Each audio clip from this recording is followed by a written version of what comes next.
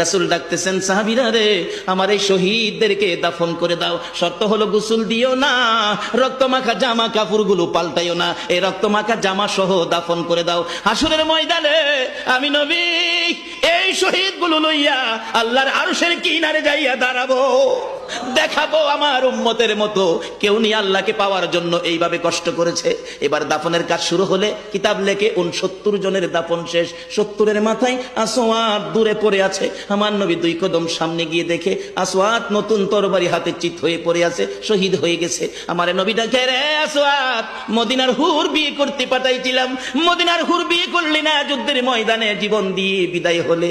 আসওয়াত রে, নতুন তরবারিটা হাতে রে। আসওয়াত একজন সাহাবী বলেন, হুজুর বিয়ের বাজার করতে এসে আপনি যুদ্ধে গেছেন, খবর পাইয়া বিয়ের বাজারে টাকা দিয়ে যুদ্ধের বাজার করেছে, আসওয়াত শহীদ হয়েছে। আমার নবী ডাকে, মাবুদ, আমার আসওয়াতকে তুমি কি দিবা গো আল্লাহ?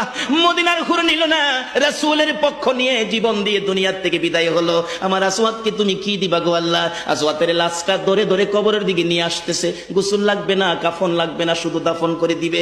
আমার নবী আসওয়াতের কবরের পাশে দাঁড়াইয়া মুস্কি মুস্কি হাসতেছেন। সাহাবীরা আরজ করেন, ইয়া রাসূলুল্লাহ, এই কবরের পাশে হাসতেছেন কেন, ব্যাপার কি?